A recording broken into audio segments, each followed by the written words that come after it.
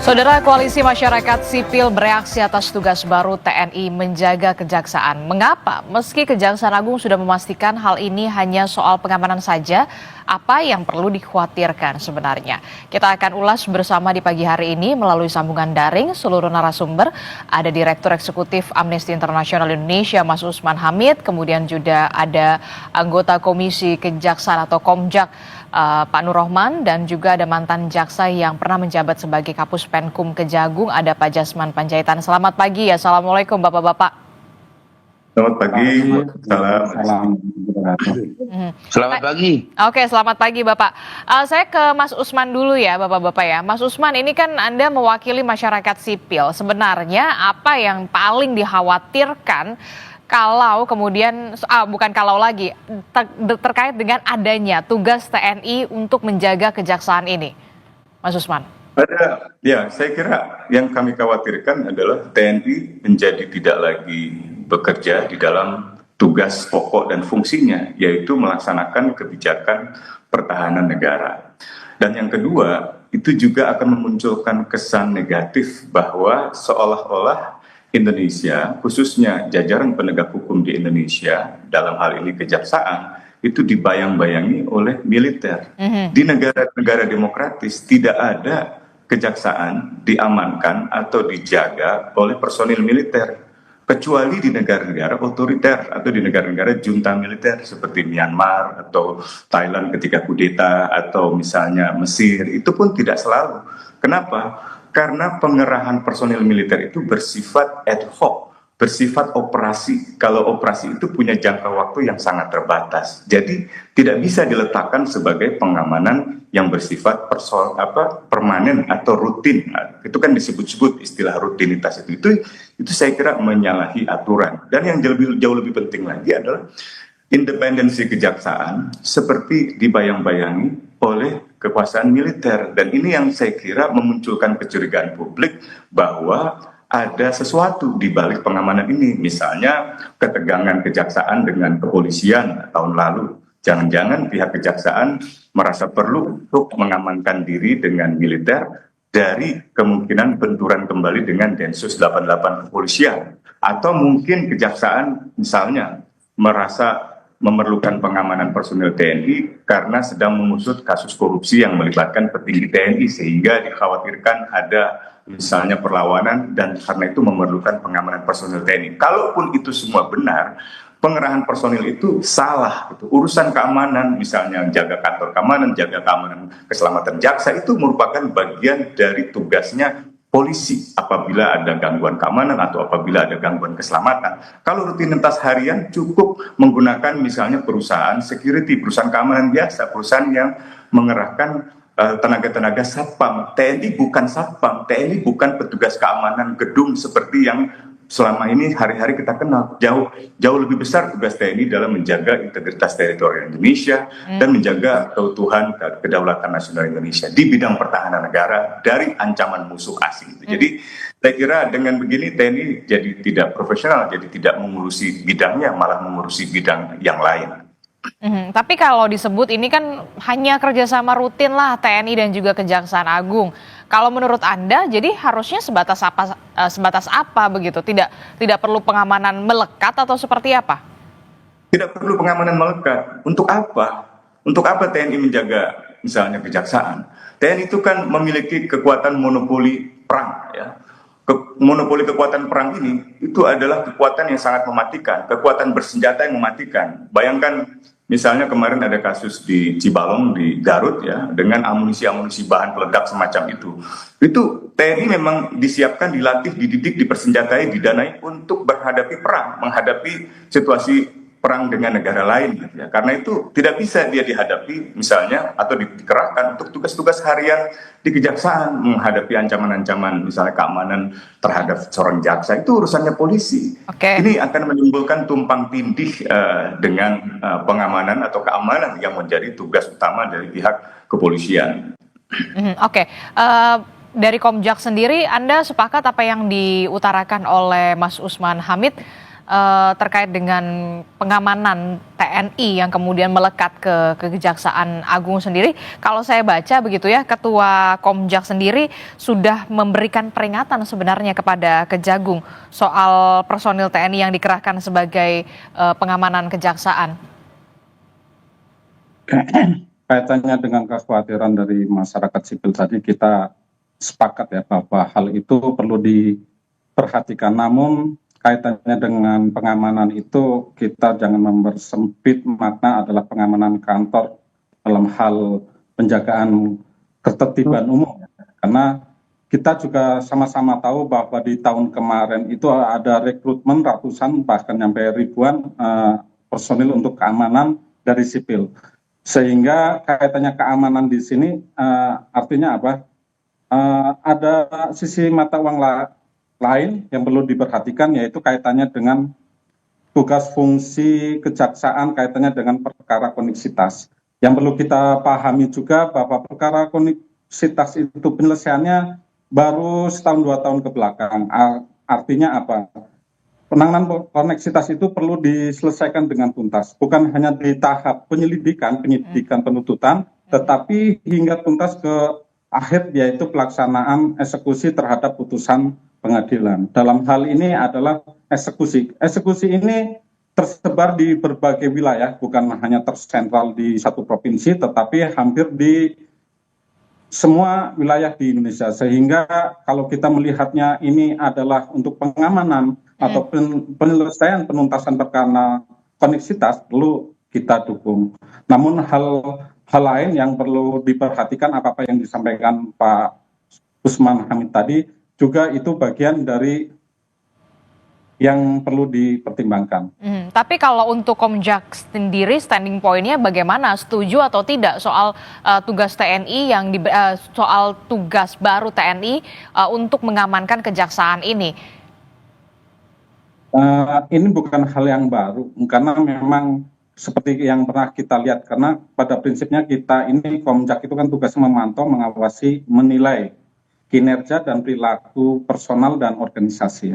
Dalam hal ini kita tidak bisa melihat bahwa ini hanya soal pengamanan kantor, tetapi juga kita melihatnya adalah penyelesaian perkara koneksitas. Oke. Sejauh ini sudah ada komunikasi apa saja yang dibicarakan oleh bersama dengan Kejaksaan Agung terkait dengan pengamanan baru yang dilakukan oleh TNI ini?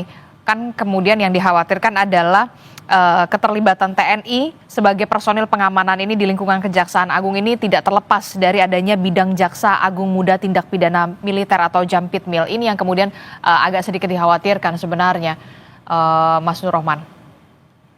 Ya betul, kekhawatiran itu memang perlu ada sebagai sifatnya sebagai kontrol agar tidak terlalu kebablasan. Tetapi di sisi lain, perkara koneksitas emang itu fakta dan memang itu ada, karena memang dari hasil laporan yang kami terima juga memang ada beberapa hal perkara yang memang pengamanannya membutuhkan dari pihak tentara. Oke, saya ke Pak Jasman. Pak Jasman, bisa mendengar suara di studio, Pak Jasman? Saya dengar. Oke, Pak Jasman, ini Anda dulu pernah menjabat sebagai Kapus Penkum Kejagung begitu ya, soal adanya pelibatan TNI untuk menjaga Kejaksaan Agung ini sebenarnya bagaimana? Apakah ini bukan hal baru atau justru kemudian pasti pertanyaan selanjutnya, apa urgensinya? Baik, sebenarnya bukan hal baru. Bukan hal baru. Contohnya ya, sinergitas antara kejaksaan dengan TNI itu udah lama.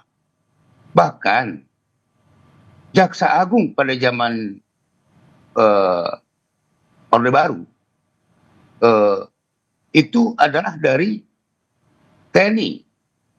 Kemudian Jamintel, Jaksa Agung Muda Bidang Intelijen, itu juga selalu dari TNI. Namun di dalam perkembangannya, kemudian Jaksa Agung diambil dari non yang politis. Itulah yang sekarang terjadi. Dan Jamintel juga diserahkan ke eh, kejaksaan. Namun juga sesuai kebutuhan. Makanya sekarang ini ada jaksa agung muda tindak pidana militer, yang PITMIL di kejaksaan. Jadi bukan suatu hal baru. Namun demikian kita jangan terlalu beranggapan bahwa ini berlebihan. Dan jangan kita menganggap bahwa ini adalah hanya tugas penjagaan. Bukan. Contoh yang kita lihat sekarang, ini baru-baru ini sudah dengan diangkatnya Satgas pembentukan penertiban kawasan hutan. Itu juga sangat positif. Banyak dulu kawasan-kawasan hutan yang tidak bisa dikelola oleh negara selama ini. Tapi ternyata dengan adanya pembentukan Satgas ini, di mana Satgas ini juga ada kerjasama dengan TNI, maka banyak sudah diamankan aset-aset dari kehutanan. Perkara-perkara yang sudah berkekuatan hukum tetap selama ini tidak bisa dieksekusi. Tapi dengan adanya sinergitas seperti ini, sudah 47.000 contoh ya, 47.000 kawasan hutan lindung di Padang Lawas sudah dieksekusi oleh kejaksaan. Padahal itu sudah berapa puluh tahun yang lalu itu. Tapi begini Pak Jasman, yang kemudian jadi pertanyaan kita semua adalah begini, apa sebenarnya urgensi sampai harus TNI yang menjaga kejaksaan begitu ya? Apa urgensinya? Kalau memang soal pengamanan tidak cukupkah polisi atau Polri saja yang kemudian melakukan pengamanan ini? Ya, saya kira tidak ada kaitan itu apakah cukup atau tidak dari polisi. Tapi sekarang kita mau lihat bahwa keberhasilannya, tujuannya. Kita jangan hanya melihat dari prosesnya, kan gitu. Juga lihat hasilnya. Kita jangan terlalu cepat kali kita berpraduga yang negatif ya keberadaan TNI di kejaksaan. Itu tuh, Mbak. Oke, tapi Mas Usman tadi mengatakan jadi bisa dipertanyakan juga soal independensi Kejaksaan Agung begitu. Kalau misalkan sampai kemudian TNI juga dilibatkan untuk melakukan pengamanan. Respon Anda, Pak Jasman? Ya, saya kira seperti yang tadi saya katakan. Kebetulan juga saya ini adalah juga mantan staf khusus Menteri SDM yang memonitor bagaimana menertibkan tambang-tambang liar. Banyak yang di sana. Jadi kejaksaan itu merasa perlu kehadiran daripada TNI untuk membantu penyidik-penyidik. Baik penyidik dari SDM maupun penyidik dari Kejaksaan Agung. Jadi nggak ada salahnya kalau menurut saya ya. Bagaimana respon Anda Mas Usman kalau mendengar pernyataan yang tadi diutarakan oleh Pak Jasman ini sebenarnya perlu begitu, dan ini juga sebenarnya bukan hal baru TNI dilibatkan untuk melakukan pengamanan kejaksaan. Iya Pak Jasman benar bahwa di masa Orde Baru ada jaksa agung dari militer, dan itu harus diingat bahwa era Orde Baru itu bukan era pemerintahan demokratis, era pemerintahan otoriter. Itu tadi yang saya katakan, di mana-mana pun di negara-negara yang memiliki unsur militer di dalam kejaksaan, tapi biasanya bukan negara demokratis. Pertanyaannya, Indonesia negara demokrasi bukan? Kalau soal independensi, selama Orde Baru saya tidak pernah melihat ada keberanian seorang jaksa agung untuk mengusut kasus-kasus besar. Dan penjelasan Pak Jasman tadi memberi kesan bahwa memang Kejaksaan Agung sampai sekarang belum mampu. Kebetulan kakek kami, R. Suprapto, Bapak Kejaksaan Indonesia, itu pernah menunjukkan keberanian Kejaksaan Agung di dalam mengusut kasus-kasus yang melibatkan menteri, kasus-kasus yang melibatkan tentara, bahkan ditangkap, diperiksa, dan seterusnya. Nah itu tidak pernah terjadi lagi, kecuali mungkin di era Pak Barudin Lopa dan juga era Pak Marzuki Darusman sebagai jaksa agung. Selebihnya unsur kejaksaan itu seperti tersubordinasi di dalam pemerintah, tidak lagi merdeka sebagai badan kekuasaan peradilan, khususnya dalam konteks penuntutan dominus litis. Jadi saya kira independensi itu harusnya tetap ditegakkan. Kasus sebesar apapun, kalau memang itu wewenang kejaksaan, semua pihak harus tunduk, harus patuh. Kalau dia melibatkan petinggi polisi, harus patuh pada kejaksaan. Kalau dia melibatkan unsur militer, petinggi militer harus patuh pada kejaksaan. Kalau dia melibatkan menteri, bahkan presiden sekalipun harus patuh pada kejaksaan. Jadi kejaksaan hanya patuh pada undang-undang, pada hukum negara, bukan takut pada unsur-unsur yang saya kira justru menunjukkan kelemahan kejaksaan gitu. Apa yang disalahi dari pengerahan personil ini? Coba kita baca pasal 7 Undang-Undang TNI. Apakah ada tugas TNI dalam konteks pengamanan kejaksaan? Tidak ada. Bacalah undang-undang tersebut gitu ya. Demikian pula dalam konteks pasal 8. Ini kan menyangkut angkatan darat. Angkatan darat itu memang dengan undang-undang yang baru dimungkinkan untuk dikerahkan di luar perbatasan. Tetapi pertanyaannya apakah di luar perbatasan menyangkut keamanan, menyangkut penegakan hukum itu dimungkinkan? Undang-undang pasal 8 membatasi pada urusan pertahanan. Jadi ini yang saya kira kurang dipahami oleh para pembuat kebijakan ini, terutama yang membuat MOU. Saya kira Jaksa Agung keliru dalam membuat MOU kalau sampai membenarkan pengerahan personil untuk pengamanan jaksa. Demikian pula Panglima, saya kira keliru kalau membenarkan MOU ini untuk mengerahkan personil TNI dalam mengamankan kejaksaan, apalagi di seluruh negara, di seluruh negeri maksud saya, di seluruh kantor-kantor kejaksaan negeri. Itu sudah seperti keadaan yang tidak normal. Sekali lagi, TNI bukan penyedia jasa keamanan seperti perusahaan security atau satpam-satpam. TNI adalah alat negara yang melaksanakan kebijakan pertahanan negara. Soal koneksitas yang tadi disebut oleh Pak Nur Rohman, apakah kejaksaan sudah mengumumkan ada berapa perkara koneksitas? Perkara koneksitas itu adalah perkara tindak pidana yang melibatkan unsur sipil dan unsur militer. Sehingga diperlukan proses penyidikan, proses penuntutan yang dilakukan bersama dengan militer. Pertanyaannya, apakah di seluruh kejaksaan negeri ada perkara tindak pidana yang melibatkan militer? Kalau ada, coba jelaskan berapa kasusnya gitu. Kalau tidak ada, mengapa sampai harus seluruh kejaksaan negeri, seluruh kejaksaan tinggi yang diamankan? Ini kan jelas berlebihan gitu. Jadi ini mempermanenkan apa yang seharusnya bersifat kedaruratan. Soal penanganan katakanlah pembalakan liar atau perambahan hutan yang tidak benar melibatkan personil TNI, itu sifatnya operasi, sifatnya sementara. Proses penyidikan saja itu bersifat sementara, 3 bulan, 3 bulan, 2 bulan. Demikian pula proses peradilan, proses persidangan saja 180 hari misalnya gitu. Jadi itu bersifat operasi, dan kalau sudah bersifat operasi, pengerahannya harus dengan Panglima TNI, Menteri Pertahanan, dan disetujui oleh Presiden serta DPR RI. Saya kira itu yang tidak dilaksanakan di dalam pengerahan personil TNI. Pak Jasman, apakah Anda ingin menanggapi sedikit? Ya, jadi jangan kita terlalu kaku terhadap apa yang disebutkan dalam perundang-undangan. Bahwa ini adalah penegakan hukum, bukan penegakan undang-undang. Jadi kalau namanya penegakan hukum, itu kan lebih jauh, lebih luas kan itu. Jadi kalau tadi Pak Usman tadi mengatakan, saya katakan sekali lagi, banyak sekali kalau orang nanti melakukan penyelidikan saja sudah ada perlawanan. Lah, siapa yang berani? Siapa yang berani? Jadi kalau tadi Bapak juga menyinggung mengenai personil-personil daripada Jaksa Agung, itu lebih pribadi. Tapi dengan adanya suatu sinkronisasi antara kejaksaan dengan TNI, maka mentalitas daripada jaksa penyidik, jaksa penyelidik, penuntut umum menjadi bertambah kuat gitu. Jadi nggak perlu ada yang ditakuti. Itu yang terjadi selama ini, Pak. Oke, silakan Mas Usman, singkat saja. Kalau penegakan hukum, pertanyaannya apakah TNI tugasnya melaksanakan penegakan hukum? Kan bukan, itu kepolisian, kejaksaan, kehakiman. Kalaupun TNI mau menegakkan hukum itu di lingkungan militer saja.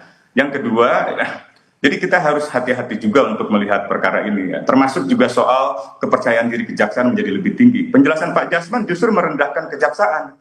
Seolah-olah kejaksaan itu memiliki mentalitas inferior, mentalitas yang penakut di dalam menangani perkara-perkara. Padahal dia disumpah demi Tuhan, demi ketuhanan yang Maha Esa, demi hukum-hukum negara, demi konstitusi. Seharusnya dia tidak boleh takut pada siapapun. Jadi kalau keberanian seorang jaksa memerlukan pengamanan personil TNI, itu justru menegaskan mentalitas jaksa yang saya Oke, sayang sekali ada gangguan komunikasi bersama Mas Usman Hamid, tapi kami akan ajak Anda, Saya Bapak. kira tidak memiliki keberanian dan saya memerlukan pengamanan-pengamanan seperti itu. Kalaupun pengamanan diperlukan, yang benar adalah pengamanan oleh pihak kepolisian. Misalnya dalam kasus pembunuhan Munir, karena melibatkan mantan jenderal, jaksa-jaksa itu memerlukan pengamanan. Waktu itu dikerahkan sejumlah personil BRIMOB, ada 40 orang BRIMOB untuk mengawal jaksa, mengawal hakim. Itu benar, sesuai dengan hukum, karena tugas polisi adalah mengamankan. Tugas polisi adalah penegakan hukum, tugas jaksa penegakan hukum, bukan TNI gitu. TNI urusannya lain lagi, urusan pertahanan. Jadi saya kira itu salah kaprah. Oke, nanti jangan dijawab dulu Pak Jasman dan juga Mas Usman, nanti juga akan bergabung lagi dari Komja, Komisi Kejaksaan, Pak Nur Rohman, yang kemudian jadi pertanyaan kita semua, mengapa kemudian tugas yang seharusnya mengamankan, dalam rangka mengamankan ini diambil alih oleh TNI yang punya tugas sebenarnya soal pertahanan, begitu ya. Kalau soal pengamanan itu kan sudah jelas tugas atau ranahnya dari Polri, begitu ya. Termasuk ada kekhawatiran soal bagaimana nanti, apakah ada dugaan ada intervensi nggak soal proses penyidikan maupun juga penuntutan yang dilakukan oleh para jaksa dengan masuknya TNI untuk mengamankan kejaksaan. Tapi jangan dijawab dulu Bapak-Bapak, kita akan jeda dulu, usai jeda kami akan kembali di Sapa Indonesia Pagi.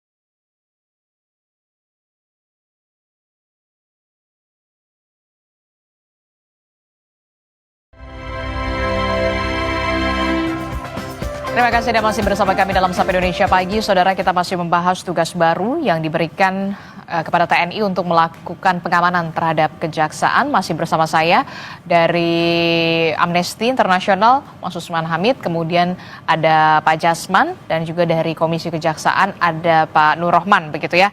Saya akan ajak Bapak-Bapak dulu melihat bagaimana sebenarnya tugas baru dari TNI yang tampaknya semakin banyak. Kita akan tampilkan grafisnya kepada pemirsa Kompas TV. Nah, ini dia tugas baru TNI adalah mendidik anak yang melakukan pelanggaran berat. Ini sejalan dengan program yang dilakukan oleh Gubernur Jawa Barat, Deddy Mulyadi, yang kita tahu mencanangkan program barak militer kepada anak-anak yang bermasalah. Kemudian ada tugas baru juga yang diberikan kepada TNI, khususnya ke TNI Angkatan Laut yang ikut turun ke ladang.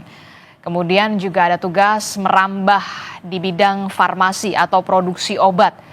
kemudian ada juga tugas baru TNI, penggerbekan kasus narkoba. Dan yang terakhir, tugas baru TNI yang kemudian menuai pro dan juga kontra adalah bagaimana menjaga kejaksaan.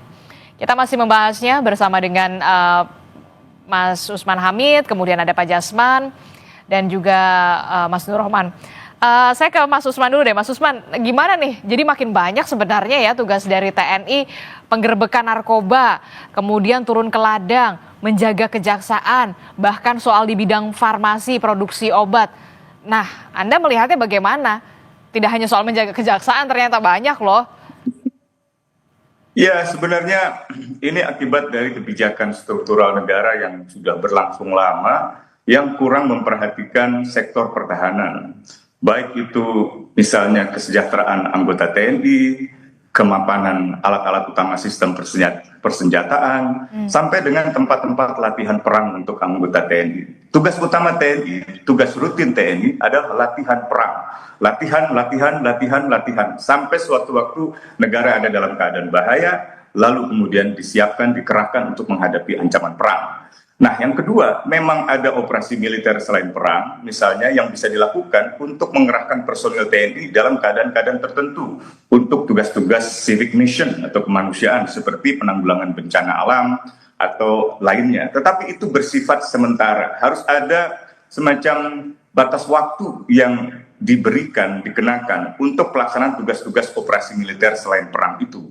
Dalam konteks pengamanan kejaksaan, tidak disebutkan di dalam pasal 7 tentang operasi militer selain perang yang meliputi pengamanan kejaksaan. Jadi sekali lagi saya dengan segala hormat meminta kepada Panglima TNI, kepada Menteri Pertahanan, dan kalau tidak didengar juga saya mohon kepada Menko Polhukam untuk menggelar rapat koordinasi antara Kapolri, Jaksa Agung, Menteri Pertahanan, Panglima TNI untuk membicarakan masalah ini. Karena ini bisa merugikan TNI, bisa merugikan negara. Merugikan TNI dalam arti ia tidak lagi bisa fokus pada urusan pertahanan yang menjadi bidang keahliannya, dilatih, dididik, direkrut, didanai, dipersenjatai untuk perang atau untuk operasi militer. Dan ini juga melemahkan independensi kejaksaan. Apalagi di mata dunia, kita akan dilihat seperti dalam keadaan darurat, seolah-olah tidak lagi ada independensi dalam penegakan hukum dan kepastian hukum di Indonesia. Demikian.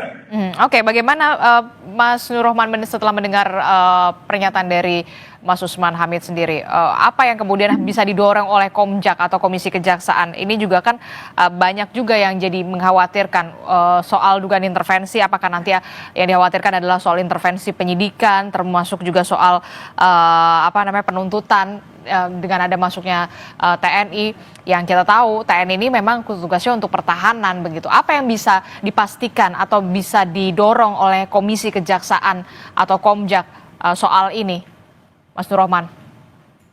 Oke, kalau yang kita khawatirkan oleh Pak Usman, okelah kita sepakat dengan hal itu. Namun demikian berangkat dari fakta, tanpa mengecilkan makna dari pengamanan, lebih ke memikan gitu ya. Kita itu sering melihat juga di jalanan ketika ada operasi lalu lintas, itu sesekali itu ada operasi gabungan. Kita melihatnya sejauh ini demikianlah. Artinya ketika memang ada perkara koneksitas, dalam hal ini mulai dari penuntutan hingga ke eksekusi, memang itu perlu pengamanan dari TNI karena memang tindak pidana yang ditangani itu melibatkan oknum-oknum dari TNI. Oke. Bisa dipastikan atau Komjak juga melakukan pengawasan soal ini, jangan sampai kemudian ada intervensi, itulah yang kemudian dikhawatirkan paling besar. Ya, itu bagian dari tugas kami karena selain melakukan pengawasan, kami juga melakukan penilaian. Tentunya ketika ada hal-hal yang fakta-fakta itu, nanti kita secara hierarki, karena memang Komisi Kejaksaan itu bertanggung jawab kepada Presiden, tentunya kita akan memberikan rekomendasi hasil perkembangan-perkembangan yang ada. Pak Jasman, yang paling dikhawatirkan adalah intervensi ketika adanya instruksi ini. Bagaimana kemudian Anda bisa menjamin dan juga Kejaksaan juga bisa menjamin publik tidak ada intervensi soal TNI ini, walaupun memang hanya pengamanan? Ya, ini kita jangan melihat itu hanya sebagai pengamanan, bukan pengamanan fisik, juga pengamanan kebijakan. Di dalam penegakan hukum itu harus juga tadi yang saya tadi tertarik dengan apa yang dikatakan oleh Pak Usman, Hmm. bahwa apa namanya tadi Pak Usman bilang bahwa ini kan seolah-olah independensi kejaksaan menjadi diremehkan. Tidak. Bagaimanapun Pak, penegakan hukum itu kan beresiko. Beresiko. Jadi ini kan juga perlu untuk memberi suatu kekuatan mental bagi jaksa-jaksa yang melakukan penyidikan atau penyelidikan. Selama Nah, ini gitu. sama Jadi, kepolisian berarti tidak cukup atau seperti apa? nah ini itu tadi saya udah katakan, saya tidak mau membahas itu, membahas mengenai itu. Kita Tapi itu sama-sama penting, melihat. Pak. Itu penting. Iya, Pak. Kenapa tidak polisi? Loh, sekarang Pak, Bapak melihatnya nggak apa yang terjadi di dalam siapa yang membekingi, misalnya apa pelaku tambang liar itu? Kalau Ya, yang itu membacking polisi, oknum ya, oknum. Saya mengatakan bukan polisi, ya, oknum. kalau Banyak. itu seharusnya Oke, sebentar Mas Usman, biarkan Pak Jasman dulu. Silahkan Pak Jasman. Ya, jadi itu kan oknum-oknum Presiden itu bisa kan perintahkan ada. Kapolri untuk memberhentikan oknum TNI. Kalau ada anggota kan seketika, tanpa harus ada pelibatan personil TNI di dalam lingkungan kejaksaan. Oke, oke baik. Silahkan Pak Jasman. Jadi, ya, kenapa? Sebenarnya apa sih kita kok terlalu a priori mengatakan bahwa seolah-olah ini intervensi dari TNI terhadap lembaga kejaksaan? Saya kira tidak. Saya kira tidak. Bagaimana kan jadi dalam penegakan hukum ini juga perlu dilihat orientasi hasil, bukan hanya orientasi proses. Itulah Pak. Ya, keduanya penting, Pak. Ya. Di dalam azas-azas keadilan, keadilan itu bukan hanya pada akhirnya akan ada keadilan, tetapi proses awalnya harus memperlihatkan keadilan. Ya, ya. Tapi kan itu juga kan kalau misalnya ada personil dari TNI untuk membantu kejaksaan yang melakukan tugas, apa itu salah? Apa itu salah? Itu Salah, karena bukan tugas TNI itu. Kalau ada oknum TNI terlibat, Jaksa Agung tinggal minta Panglima atau dalam rapat koordinasi dengan Menko Polhukam meminta agar Panglima menindak siapapun anggota TNI yang melawan proses hukum yang dilakukan oleh Kejaksaan Agung. Sama halnya dengan pihak kepolisian juga demikian. Gitu. Oke, Pak Jasman. Ya, jadi ya mungkin kita hanya melihat dari sisi yang berbeda. Ya, melihatnya sisi yang berbeda. Seolah-olah kalau ada, jadi jangan terjadi dulu. Oke. Jadi kalau misalnya, saya yakin kalau orang kejaksaan turun melakukan pengusutan, penyelidikan, dan dia didampingi oleh aparat TNI, orang-orang yang akan melakukan penggagalan itu pasti mikir. Itu loh yang kita melihatnya dari sisi itu. Oke, Pak Jasman, tadi Anda juga sempat menyinggung soal pengamanan kebijakan. Pengamanan kebijakan apa yang kemudian dimaksud dalam hal ini?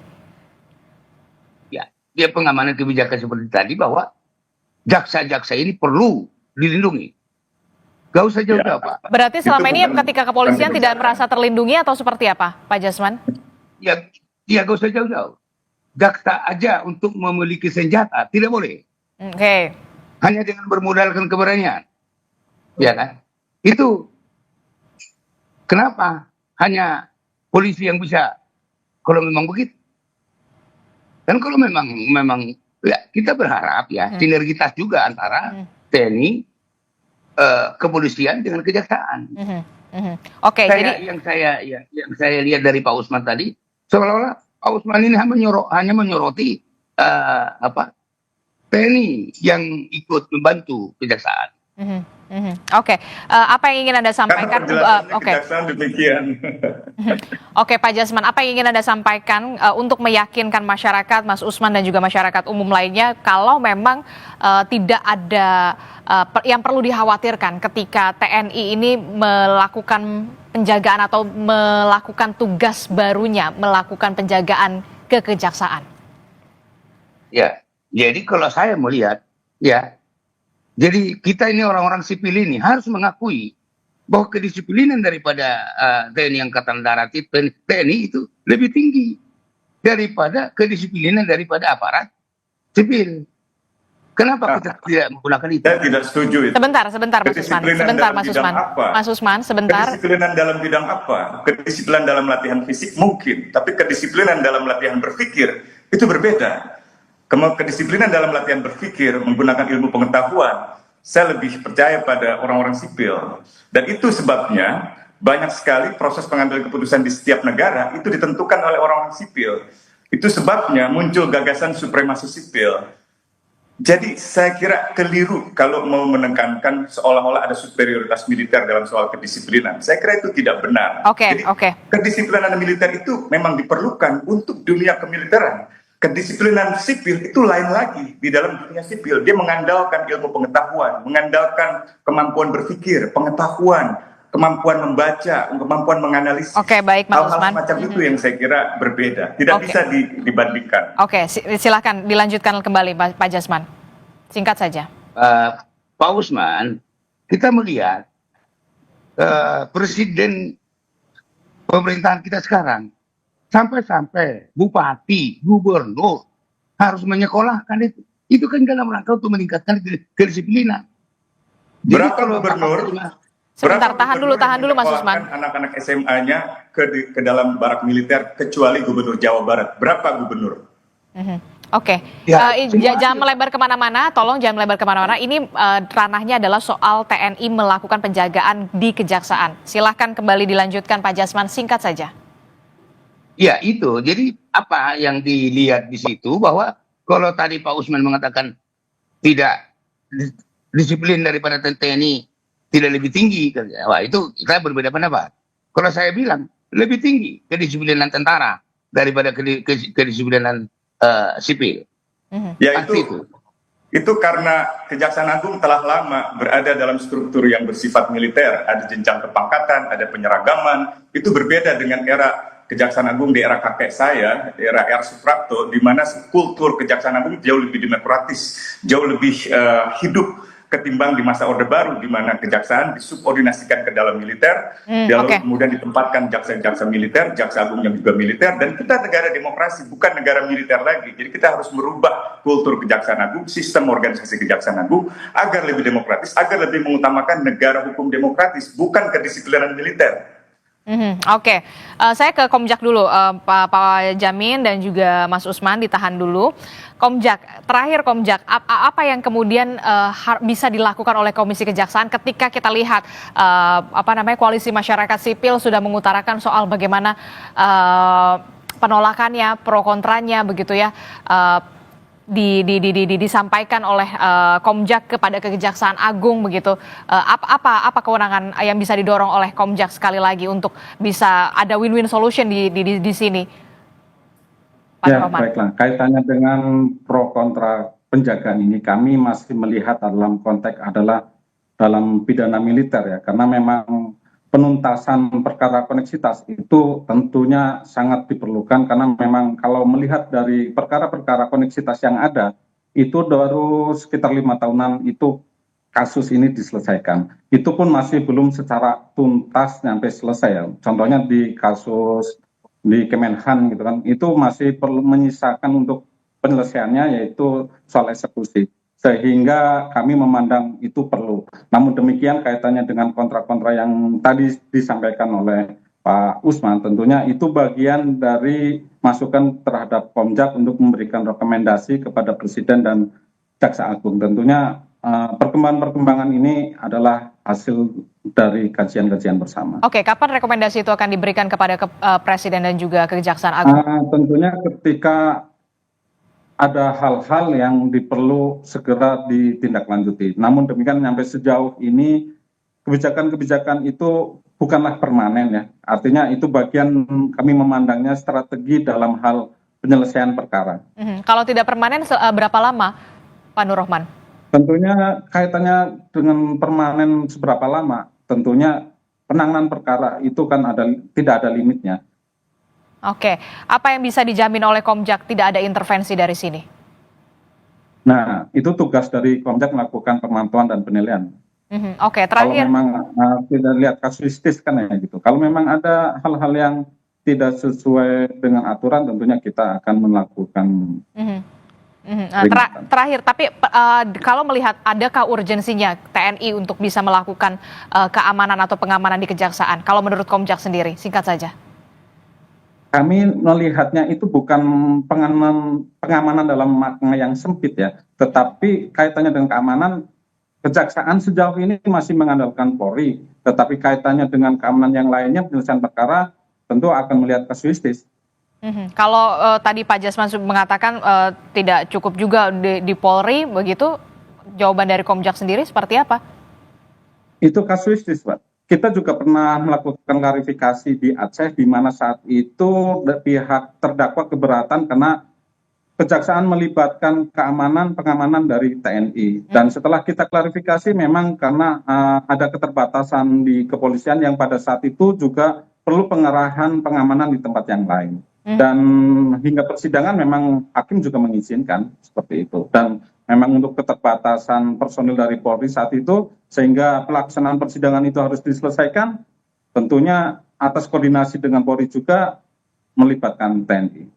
Terakhir Mas Usman, poin kritis apa yang ingin Anda sampaikan soal instruksi baru atau fungsi tugas baru TNI untuk melakukan penjagaan di kejaksaan?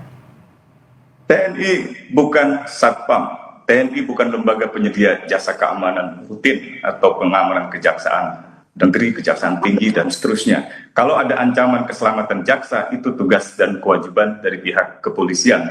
Yang kedua, tidak ada dasar hukum sama sekali dalam undang-undang TNI yang membenarkan pengerahan personil TNI untuk mengamankan kejaksaan negeri, kejaksaan tinggi, dan juga kejaksaan agung. Karena itu, kami meminta kepada Komisi 1, kepada Komisi 3 untuk membahas masalah ini, memanggil Jaksa Agung, memanggil Kapolri jika perlu, memanggil Panglima TNI, dan juga kepada Menko Polhukam untuk menggelar rapat terbatas untuk memecahkan masalah ini. Karena ini menimbulkan kontroversi di masyarakat dan juga menimbulkan kebingungan di kalangan bintara, tamtama di tingkat bawah. Oke, Pak Jasman, Anda ingin menanggapi, jadi kalau menurut Mas Usman perlu untuk membahas ini lebih lanjut bersama dengan DPR, perwakilan rakyat dari Komisi 1, Komisi 3, bahkan untuk memanggil Panglima. Anda meresponnya, perlukah ini? Kita melihat dulu apa efek negatif daripada sinergitas ini. Kalau menimbulkan ada permasalahan-permasalahan hukum, oke, sependapat. Saya sependapat dengan Pak Usman. Tapi gini, kita ini kan langsung a priori gitu loh. Baru ada dibuat surat seperti itu, kita sudah kemana-mana membahasnya. Kita lihat dulu hasilnya. Kalau karena saya adalah praktisi di kejaksaan, saya sudah melihat kerjasama dengan TNI selama ini sangat-sangat membantu. Gitu loh. Jadi ya kita lihat dulu hasilnya bagaimana. Kira-kira nanti ada masalah, ya sudah. Kita gugat kehadiran TNI di dalam satu penanganan hukum. Gitu. Oke. Gitu, Mbak. Oke, kalau dari Komjak sendiri melihatnya gimana? Perlu tidak sampai kemudian dibahas bersama dengan perwakilan rakyat, Komisi 1, Komisi 3, bahkan juga Panglima untuk membahas ini? Mungkin juga bersama dengan Komjak seharusnya. Kalau kita masih dalam posisi artinya pengamanan ketertiban umum dengan penanganan perkara koneksitas, itu dua hal yang berbeda namun tidak bisa dipisahkan. Seperti dua mata sisi uang yang memang tidak bisa dipisahkan. Oke, baik. Jadi menurut Anda masih belum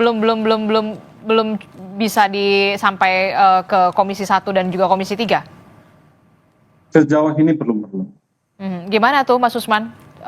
Ya mungkin Komisi Kejaksaan jelaskan secara detail berapa sih kasus-kasus pidana militer, pidana umum yang melibatkan militer dalam konteks koneksitas, sehingga bisa membenarkan misalnya pelibatan militer dalam pengamanan seperti yang sekarang ini sedang terjadi.